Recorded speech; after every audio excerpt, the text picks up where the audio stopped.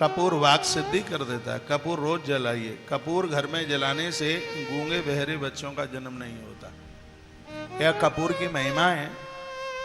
भगवान महादेव को भी वंदन प्रणाम करने से घर में बेढंगी संतान का जन्म नहीं होता। कल आपने भगवान शिव के बारे में बहुत कुछ सुना है। वर्ष में एक आध बार ऐसे तीर्थों में जाइए जो तीर्थ नदियों के किनारे बसे हुए, क्योंकि आप नदियों के किनारे जाते हैं, इससे देव अति प्रसन्न होते हैं। और ये पता होना चाहिए, नदियां संपदा देती हैं, नदियां आयु देती हैं। 3-4 चीजों से नदियां बहुत प्रसन्न होती हैं।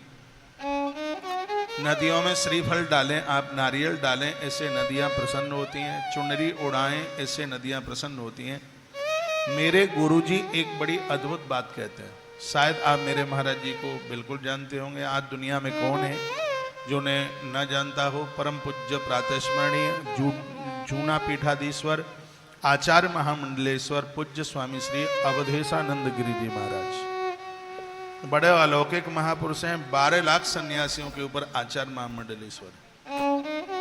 वह कहते हैं कि आप नदियों के ऊपर से निकलते हैं, जूती चप्पलियां बाहर निकाल लीजिएगा और अपने बटुआ से एक सिक्का निकालें और नदी के मध्य में उसको छोड़ दें। कुबेर का खजाना खाली हो सकता है, लेकिन आपके बटुए में कभी कमी नहीं आ सकती। मेरे महाराज जी ऐसा बोलते हैं। नदियां प्रणाम से प्रसन्न होती हैं, मुद्रा से प्रसन्न होती हैं, दीप दान से प्रसन्न होती हैं, चुनरी उड़ाने से वो प्रसन्न होती हैं। तो वर्ष में कुछ समय ऐसा निकालिए, ऐसे तीर्थों में जाइए जहां पर नदियां बह रही हैं। आप जबलपुर जाते हो, माँ नर्मदा क्या है, एक बार भेड़ा घाट जाइए। माँ का प्रभाव, माँ का कलरव, उसका दर्शन आनंद कर देता है। पानी स्वच्छ है, स्नान भी कीजिए और आचमन भी कीजिए।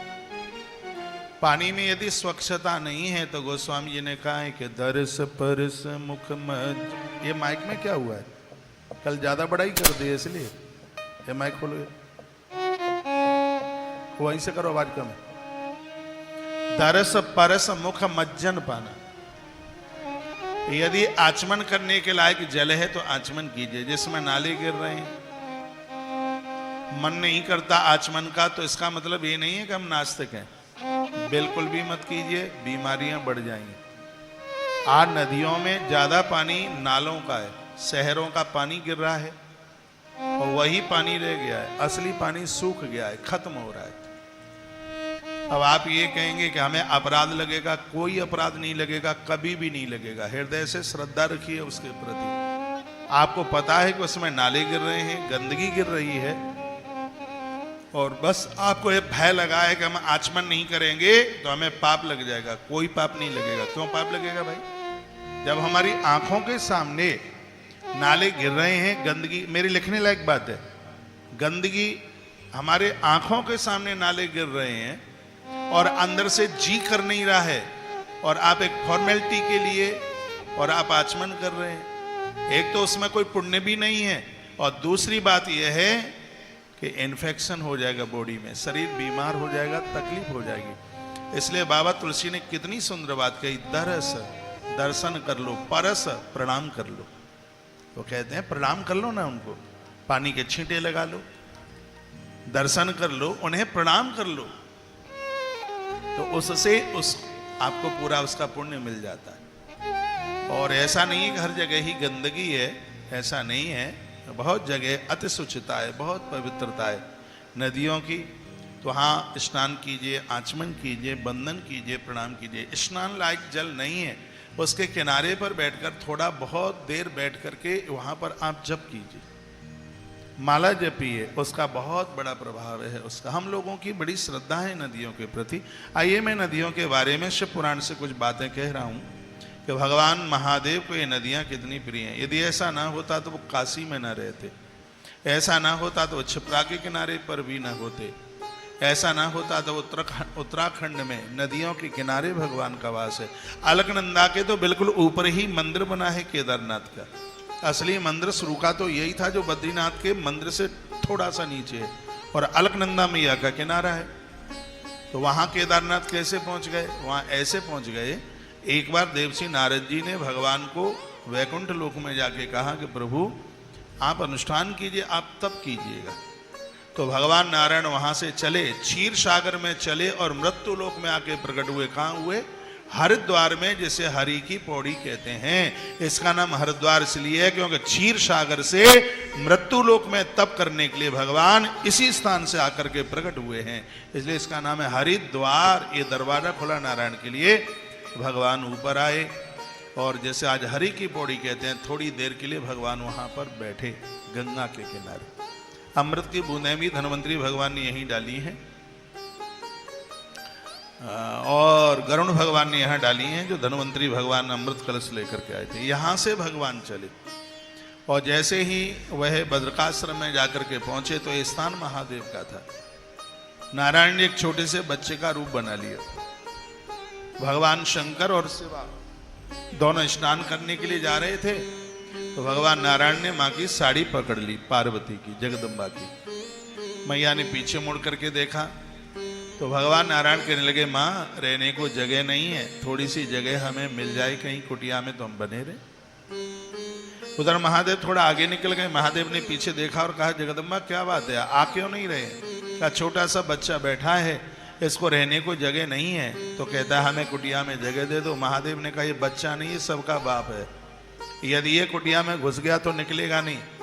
माता ने कहा कि बस तुम ऐसे ही बोलते रहे, तो तुम जाओ नहाने के लिए, मैं बच्चे को संभाल के आती हूँ। माताओं का तो वात्सल्य ही ऐसा होता है। तो कुटिया में भगवान नारायण जो बालक के रूप में थे, महादेवी ने उन्हें अंदर बिठा दिया और बाहर से कुंडी लगा दी। स्नान करने के लिए दोनों के दोनों चले गए। जब लौट करके आए तो किवाड़ खटखटाए। मैया ने किवाड़ खटखटाए, कहा बेटा किवाड़ खोल दो। महादेव ने कहा, ये अब किवाड़ नहीं खोलने वाले, मुझे पहले से ही पता था। तब अंदर से आवाज आई, बाबा अब आप अपने लिए कोई दूसरी जगह देख लीजिए, हमें इस स्थान पर तप करना है। भोलेनाथ ने कहा, ये तो हमें पता ही था, बीच में पहाड़ था, पहाड़ के पीछे शंकर तप के लिए चले गए, उसे आज केदारनाथ के रूप में जानते हैं। जिस कुटिया में आज भी भगवान वहीं पर बैठे हैं, उसे ही बद्रीनाथ भगवान के रूप में जानते हैं। नीचे माता अलकनंदा बह रही है, वहां एक स्थान है नारद कुंड। यवनों ने जिस समय इस प्रतिमा को उखाड़ करके नीचे पानी में डाल दिया, तो नर्मदापुरम, जिसे आप होशंगाबाद कहते हैं, यहाँ पर आदि शंकराचार्य भगवान विष्णु सहस्र नाम का ही एक साधना कर रहे थे। माँ नर्मदा के किनारे विष्णु सहस्र नाम हाल ही सिद्ध हो जाता है। तो यहाँ पर स्वयं नारायण ने दर्शन दिए आदि शंकराचार्य भगवान को और ये कहा कि मैं तुम्हारा इंतजार कर रहा हूँ। स्वयं शंकर ही शंकराचार्य बने। कहा कि तुम बद्रीनाथ क्षेत्र में जाओ, नारद कुंड से मेरी प्रतिमा को उठा करके मंदिर में स्थापना कराओ। शंकराचार्य भगवान नर्मदापुरम से उधर उत्तराखंड की तरफ गए और नारद कुंड से उस प्रतिमा को निकाला, मंदिर में स्थापित किया। उसे ही आज हम बद्रीनाथ भगवान के नाम से जानते हैं। तो इन दोनों मंदिरों में मध्य प्रदेश का बड़ा योगदान है। शंकराचार्य भगवान मध्य प्रदेश से उत्तराखंड गए और एक उज्जैन के राजा हुए इंद्रधुम्न, नाम सुन लीजिए, इंद्रधुम्न, और उन्होंने सागर के किनारे नील माधव, जिन्हें हम भगवान जगन्नाथ देव के नाम से जानते हैं, यह मंदिर उज्जैन के राजा इंद्रधुम्न ने इसका निर्माण कराया। यह लेख ब्रह्म पुराण के अंतर्गत लिखा है। वो अवंत का ही राजा था, उज्जैन का राजा था।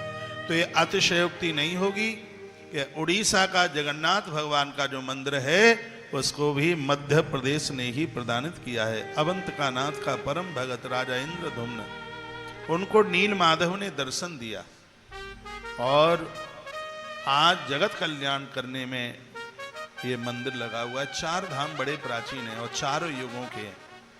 सतयुग का धाम है, उसे बद्रीनाथ कहते हैं। त्रेता का धाम है, उसको रामेश्वर नाथ कहते हैं। द्वापर का धाम है, उसे द्वारकाधीश कहते हैं। और कलयुग का धाम है, उसे जगन्नाथ धाम के नाम से जानते हैं। इन चारों जगह भगवान क्या क्या करते हैं सुन लीजिए। ये जितने भी देवता हैं, सबका स्नान बद्रीनाथ में होता है। सुबह के सुबह सब देवता बद्रीनाथ में होते हैं, अलकनंदा नहाते हैं। ये जितने भी देवता हैं इन सबका श्रृंगार द्वारका नाथ में होता है, द्वारकाधीश में होता है। गुजरात में जाते हैं सब गोपी चंदन और उनका सब श्रृंगार द्वारका नाथ में होता है। ये जितने भी देवता हैं इन सबका भोजन है वो पुरी में होता है, जगन्नाथपुरी में। ये जितने भी देवता हैं ये सब समुद्र के किनारे रात्रि को शयन करते हैं रामेश्वरम धाम में। मैं निवेदन करना चाहूँगा, आप चाहें तो अपने घर में चारों धामों को बुला सकते हैं। कैसे बुलाओगे सुन लीजिए। अब प्रातः भोर में जिनके घर में रोज ठाकुर जी को, भगवान को, देवताओं को स्नान कराया जाता है, उस समय आपका घर बद्रीनाथ बन जाता है। क्यों? इसलिए क्योंकि संपूर्ण देवता बद्रीनाथ में स्नान करते हैं और जब आप देवताओं को स्नान कराते हो उस समय आपका घर बन जाता है बद्रीनाथ।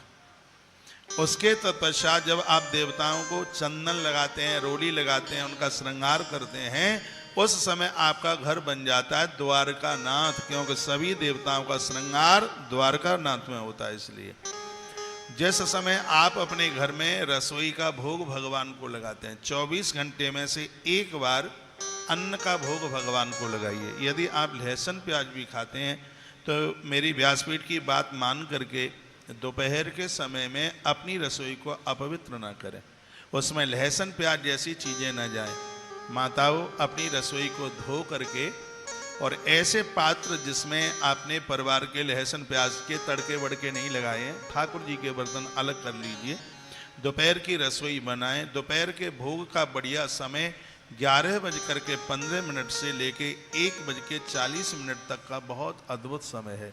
इसको मध्याह्न काल कहते हैं। इस समय भगवान का भोग, इस समय देवता और पितर दोनों के दोनों गृहस्थी के घर के किवाड़ के बगल में जाकर के खड़े हो जाते हैं। जिनके घरों में भगवान को भोग लगता है उनके घर में 3 चीजें चल के आती हैं। एक का नाम है सत्य, एक का नाम है समर्पण, एक का नाम है शांति। दूसरे शब्दों में कहूँ, एक का नाम है ज्ञान, एक का नाम है वैराग्य और एक का नाम है भक्ति। जिन घरों में भोग लगता है, अब मैं प्रमाण दे रहा हूँ इस बात का।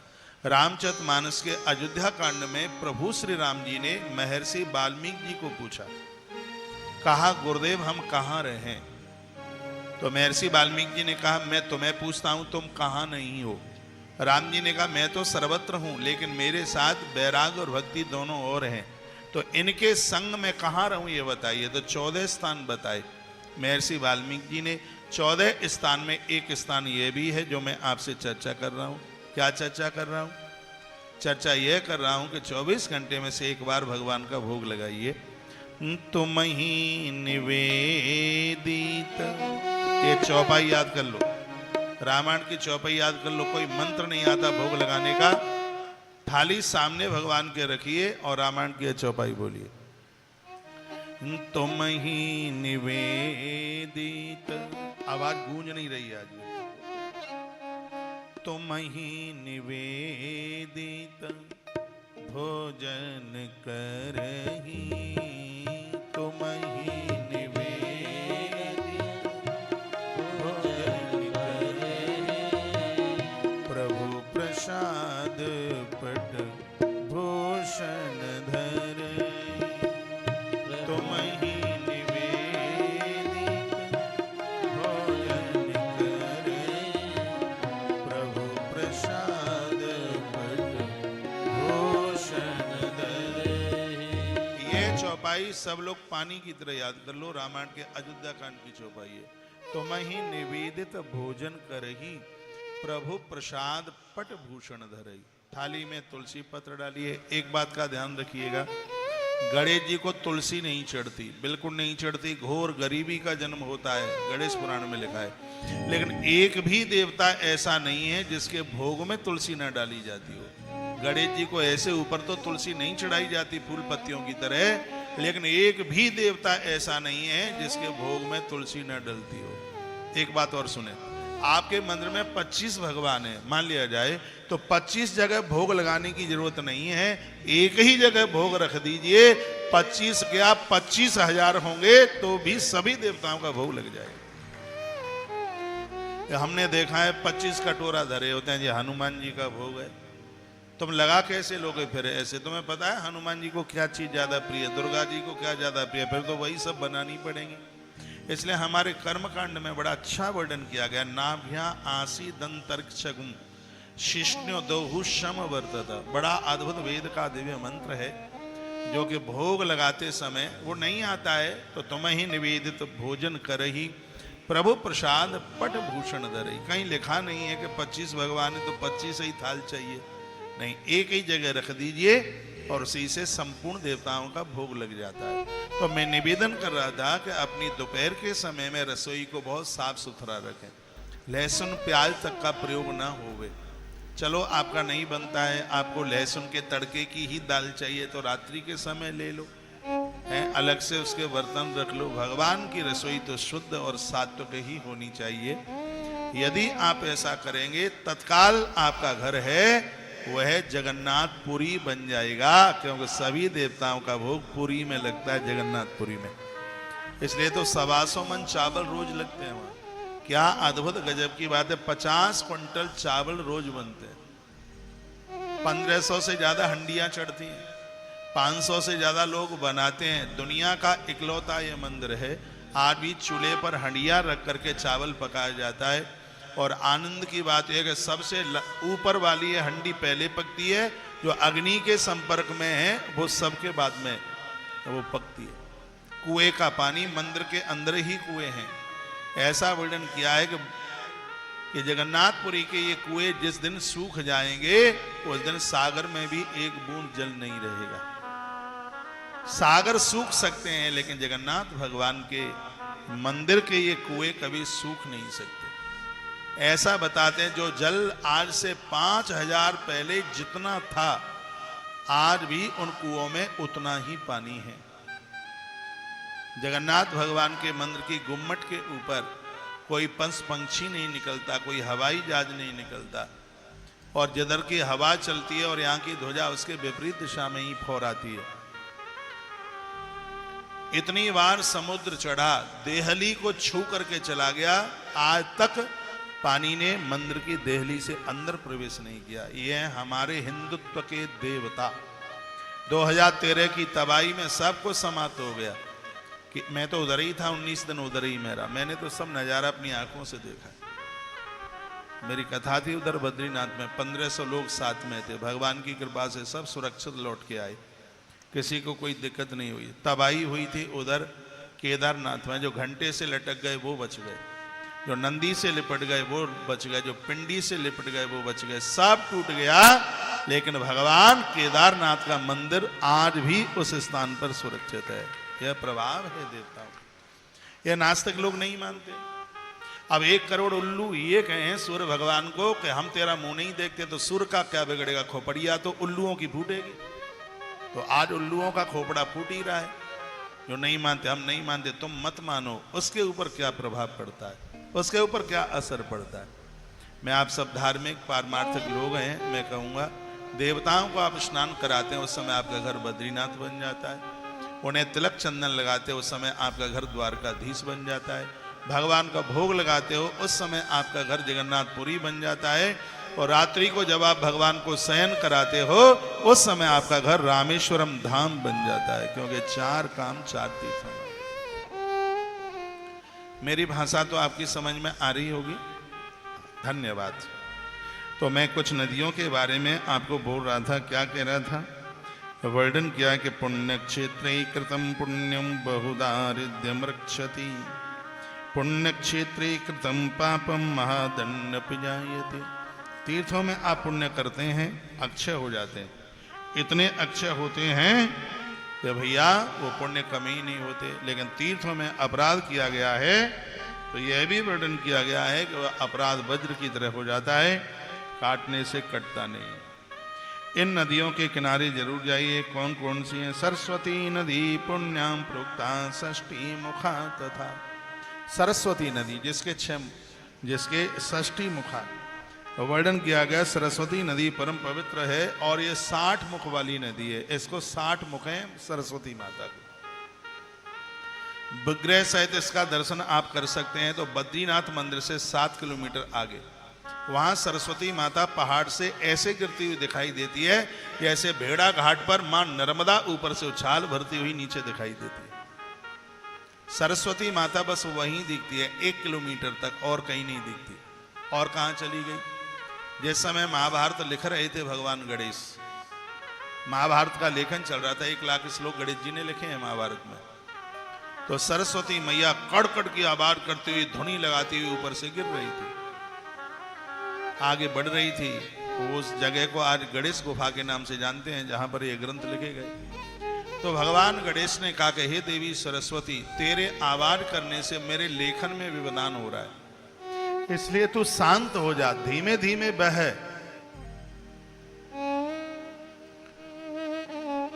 लेकिन सरस्वती मैया नहीं मानी। तो उसी समय गणेश जी ने श्राप दे दिया कि तू भूगर्भिता हो जाए, तू धरती पर दिखाई नहीं देगी। तब से लेकर के आज तक माता सरस्वती जमीन में बह रही है। वहां से बहती हुई जब वो आती है श्री प्रयाग में, तो वहां भी वो धारा दिखाई नहीं देती। तो वो उसका नाम ही त्रिवेणी इसलिए है। इस स्थान को त्रिवेणी क्यों कहते हैं आप सुन नहीं रहे? फिर मैं आरती करा दूंगा, मेरा टाइम पूरा नहीं। फिर सुनिए, बैठे रहने दीजिए जहां बैठे बैठे।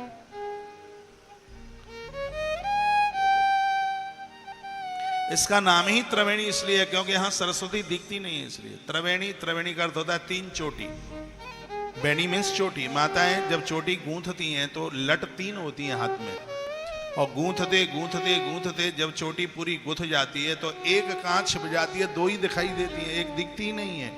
उसी प्रकार से गंगा और यमुना के मध्य में सरस्वती दिखाई देती नहीं है चोटी की तरह, इसलिए उसका नाम है त्रिवेणी, इसलिए उसको त्रिवेणी कहते हैं। ये क्यों नहीं दिखती है? क्योंकि गणेश जी ने श्राप दिया। 2 देवियों को गणेश ने श्राप दिया। एक तो राजा धर्मध्वज की बेटी जिसका नाम वृंदा है, वो बद्रीनाथ में तप कर रही थी, गणेश जी परिक्रमा के लिए निकले थे और जबरदस्ती से वो विवाह करने को तैयार हो गई। जिन्होंने भी कभी मनचाहा विवाह की बात करी होगी, उनके जीवन में कष्ट के अलावा कुछ नहीं रहा होगा। ये प्रमाण मिलते हैं ग्रंथों में। इसलिए माता पिता के द्वारा विवाह होगा, वही विवाह असली है, वही विवाह आनंद देने वाला है, बढ़िया संतान देने वाला है। तुमने मन मुताबिक ये वासना दाद खाज खुजली की तरह अपने मन मुताबिक विवाह किया तो औलाद बन संकरी और जिंदगी भर तुम्हें परेशान होना पड़ेगा। इसलिए महात्मा उद्धालक का बेटा जिसका नाम है श्वेत केतु, उसकी बात मान लीजिए। विवाह की परंपरा को उसने जिंदा किया। मुझे 20 लोग मिलते हैं, हम तुम राजी तो क्या करे काजी, और उनको तो आज माथा पकड़ पकड़ करके रोना ही पड़ रहा है। गणेश जी ने कहा था वृंदा को, कहा तुम मन मुताबिक विवाह की बात करती हो, जबरदस्ती मैं तुम्हें श्राप देता हूं, कोई देवता तुम्हारे साथ विवाह नहीं, एक निशाचर के साथ तुम्हारा विवाह होगा। ये गणेश जी ने श्राप दे दिया वृंदा को। वृंदा बहुत रोई, गलती का एहसास किया। तब गणेश जी ने कहा इस शरीर छोड़ने के बाद तुम एक वृक्ष के रूप में प्रकट होगी। उस समय तुम्हारा नाम तुलसी होगा।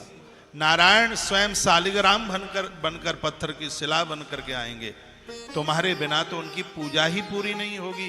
भगवान गणेश कहते हैं सालिग्राम के ऊपर जो तुलसी चढ़ाएगा भव सागर से ऐसे पार हो जाएगा जैसे रास्ते में चलता हुआ कोई व्यक्ति गैया के खुर को पार कर जाता है। उसे मरते समय कोई कष्ट नहीं होगा। उसके पास धन यौवन बल सब कुछ होगा जो सालिग्राम को तुलसी चढ़ाएगा। लेकिन देवी ध्यान रखना, मैंने तुम्हें श्राप दिया है, भले ही तुम तुलसी जाकर के पैदा हो, यदि तुमको मेरे ऊपर किसी ने चढ़ा दिया तो उसे घोर गरीबी आकर के घेर लेगी। इसलिए आज भी तुलसी पत्र भगवान गणेश को नहीं चढ़ाया जाता। ये कथा गणेश पुराण में लिखी है जो मैं आपको निवेदन कर रहा हूं। तो इसमें सार कितना बढ़िया है। यहाँ बच्चे बैठे हुए हैं, युवा बच्चे बैठे हैं, मैं उनको कहना चाहूंगा एक अधिकार तो माता पिता के पास रहने दो, वो अपनी शादी का अधिकार, अपने विवाह का अधिकार, ये उनसे कभी छीनना मत। माता पिता की हड्डियां गंगाजी में प्रवाहित कर दिया जाता है तो बेटा माता पिता के ऋण से मुक्त हो जाता है। और बेटी मंडप में बैठकर उसका कन्यादान करने का सौभाग्य माता पिता को प्राप्त हो जाता है तो बेटी अपने पियर के ऋण से मुक्त हो जाती है। ऐसा जीवन जी है, माता पिता को कन्यादान करने का सौभाग्य प्राप्त होगा। तुम्हें हर चौराहे पर लफंगे और गुंडों की कमी नहीं मिलेगी। ये धरती पर आज भी रावण जैसे और शूर्पणखा जैसी स्त्रियों की और रावण जैसे दुराचारियों की कमी नहीं है। रावण जीवन में मिले तो माताओं उस समय जानकी को पढ़ लीजिएगा कि रावण से तुम कैसे बच सकते हो। यदि तुम्हें जीवन में शूर्पणखा मिले तो उस समय राम को पढ़ लेना कि शूर्पणखा से कैसे बचा जा सकता है। बढ़िया ड्राइवर वो नहीं है जो किसी के साथ एक्सीडेंट नहीं करता। बढ़िया ड्राइवर वो है, सामने यदि कोई गाड़ी टकरा रही है तो अपनी गाड़ी को बचा करके निकाल करके ले जाता है, तो उसको बढ़िया पायलट, उसको बढ़िया ड्राइवर के नाम से जाना जाता है। हम इन ग्रंथों की बात माने, मैं फिर निवेदन करूंगा, इन्होंने मन मुताबिक विवाह करके वर्ण संकरीय औलाद को पैदा कर दिया है। पुरखे वुरखे कोई नहीं तरते। ऐसी स्त्री तो ना तो श्राद्ध में बैठने की अधिकारिणी है, ना वो यज्ञ हवन में बैठने की अधिकारिणी है। मैं तो प्रार्थना पूर्वक ही कोई बात कह सकता हूँ, शास्त्र सम्मित बातें मैं वही यहाँ से मैं निवेदित करता हूँ। तो ये ऐसी गलती मत करना, इससे बड़ी गलती नहीं है जीवन में, जिंदगी में इससे बड़ी गलती नहीं। आपको मालूम है धनुष टूट गया था, राजा जनक ने कहा था कि हमारी बेटी को स्वीकार कर लो। कहा बिल्कुल भी नहीं। राम जी ने कहा बिल्कुल भी नहीं। धनुष नहीं टूट रहा था, गुरुजी ने आज्ञा करी। गुरुजी ने हमें यह आज्ञा थोड़ी ही दी थी कि विवाह कर लो तुम। गुरुजी ने धनुष तोड़ने की आज्ञा दी थी हमें विवाह करने की आज्ञा नहीं दी थी गुरुजी ने। और आप होते कौन है हमारा जबरदस्ती से विवाह कर दोगे? भगवान राम के शब्द थे। फिर आपको पता है एक बहुत बड़ी पंचायत वहां जुड़ी। तब गुरुदेव श्री विश्वामित्र जी ने कहा ऐसा करो, एक पत्र लिखो और महाराज दशरथ के पास में पत्र भेजो। यदि वो हाँ कहते हैं तो हाँ, यदि वो ना कहते हैं तो ना। तो फिर एक पत्र लिखा गया था, पूरा रामायण में वर्णन है उस पत्र का। और वो पत्र गया महाराज दशरथ के पास। भरत ने आकर के पूछा भी था, तात कहाँ से पाती आई। वो बड़ी लंबा वो चैप्टर है, प्रसंग है। और जब तक महाराज दशरथ बारात लेकर के नहीं आ गए, जब तक उन्होंने हाँ नहीं की, तब तक मेरे प्रभु श्री राम जी घोड़े पर नहीं बैठे, निकासी के लिए दूल्हा नहीं बने। ये परंपराएं होनी चाहिए। लेकिन आज इन परंपराओं के ऊपर बहुत बड़ा कुठाराघात हो रहा है। वह माता पिता बड़े भाग्यशाली हैं, 20-25 साल बेटी का लालन पालन करके और बेटी का कन्यादान करने का सौभाग्य माता पिता को प्राप्त हो जाए। यहाँ जितने भी जन बैठे हैं वो माई बाप इतने पुण्यात्मा हैं जिन्होंने बेटी का कन्यादान किया है। धरती पर दान बहुत हैं, लेकिन कन्यादान से बढ़कर के कोई दान नहीं है। आपने अपनी बेटी सामने वाले को देकर उसकी कितनी वंश स्रोत बढ़ाया आपने। और वो और भाग्यशाली हैं जिनके घर में बेटों से बेटियां दूनी हैं। बेटे 2 हैं तो बेटी 4, बेटा 1 है तो बेटी 2। वो भाग्यशाली। अब आप कहोगे कैसे? बहुतों को तो एक भी नहीं होती। जिनको बिटिया नहीं हुई है उसके पुण्यों में कमी रही है। आप कहोगे वो पापा पिता भाग्यशाली कैसे? इसलिए मान लिया जाए किसी को बेटा 2 है और बेटी 1 भी नहीं है। उसने प्रकृति से बहुएं 2 ली हैं और प्रकृति को बेटी 1 भी नहीं दी, तो प्रकृति का ऋणी हो गया, कर्जदार हो गया। मान लिया जाए किसी को बेटा 1 है और बेटी 2 है, तो उसने प्रकृति को बेटी 2 दी हैं, जगत के सृजन के लिए बेटियां 2 दी हैं, और उसने अपने खानदान के लिए दूसरे की बेटी 1 ली है। इसलिए पूरी प्रकृति उसकी ऋणी हो गई है। बेटियों के जन्म पर तो अति खुशी मनाइए। रामायण में एक बड़ी अद्भुत चौपाई आती है। जिस समय माता जानकी चित्रकूट में अपने बूढ़े पिता से मिली है, जनक राजा से मिली, कौशल्या सास से अनुमति ली। कहा माँ बहुत लंबा समय हो गया है, पिताजी से मिली नहीं हूं। आज पिताजी आए हैं चित्रकूट में, माँ तुम्हारी अनुमति हो जाए तो एक बार मैं अपने पिताजी से जाकर के मिल लूं। मैया ने लक्ष्मण को आदेश दिया, लखन लेकर के जाते हैं। और जिस समय माता जानकी अपने वृद्ध पिता को मिली है, जनक रो पड़े, आंख भर आई, और मुख से जो शब्द निकला है वो बड़ा अद्भुत है। वो कहते हैं पुत्री पवित्र किए कुल 2। बेटी आज तुमने दोनों कुलों को पवित्र कर दिया, पावन कर दिया। कौन कहता है कि बेटे से ही उद्धार होता है? बेटा एक कुल का उद्धार करता है, लेकिन बेटियां तो दोनों कुलों का उद्धार कर देती हैं। पियर भी तर जाता है और ससुर का कुल भी तर जाता है। अभी मैं भोपाल में एक बात कह रहा था। बेटियां इतनी वंदनीय हैं, इतनी पूज्य हैं, इन कन्याओं का सुबह मुख दर्शन करने से लोगों का आयुष बढ़ जाता है। आप धन कमाने के लिए पिता किसी भी देश राज्य में पहुंचाए, अपने मोबाइल की स्क्रीन पर अपनी कन्या की फोटो लगाए, सुबह जागे तो कन्या का मुख दर्शन करे, बेटी का दर्शन करे। मैं कन्याओं को निवेदन करना चाहूंगा, जीवन में कितनी भी आफत परेशानी आ जावे, अपने विवाह का अधिकार माता पिता से कभी छीनना मत। ये अधिकार उनके पास में रहने देना। जब वो कन्यादान करेंगे, पूरी प्रकृति आंसू बहाएगी तुम्हारी विदाई के समय पर। सीता माई की विदाई हो रही थी, राम भी रो रहे थे। ये ऊट पटांग काम मत करना, ये अच्छे लोगों का काम नहीं है, ये बढ़िया लोगों का काम नहीं है। वासना दांत खाद खुजली की तरह। कभी भी लफंगे और गुंडों के चक्कर में मत पड़ना, जो अपना परिवार छोड़ करके और तुम्हें कहता है कि मैं तुम्हारे लिए समर्पित हूं। ये बदमाश लोग किसी के लिए समर्पित नहीं हो सकते। और जो लड़की अपना खानदान छोड़कर तुम्हारे संग भागने को तैयार है, वो एक नंबर, अब क्या बोल दूं मैं, शब्द नहीं बोल पाऊंगा, उसके चंगुल में मत फंस जाना बिल्कुल भी। अपने धर्म को बचाना बहुत ज्यादा जरूरी है। जिसके पास धर्म ही नहीं रहा, उसके पास क्या रहा। ऐसे उद्दंड लोगों से बचने की कोशिश करना। ग्रंथों का तो संदेश यही है। आइए मैं आगे के लिए बढ़ रहा हूं। सरस्वती नदी पुण्या प्रोक्ता षष्ठी मुखा तथा तत्तीरे बसे प्राज्ञ क्रमाद ब्रह्म पदम लवे। सरस्वती जैसी नदी के किनारे पर यदि किसी ने एकाध रात भी वास किया है, तो ऐसे लोग ब्रह्म पद को प्राप्त होते हैं।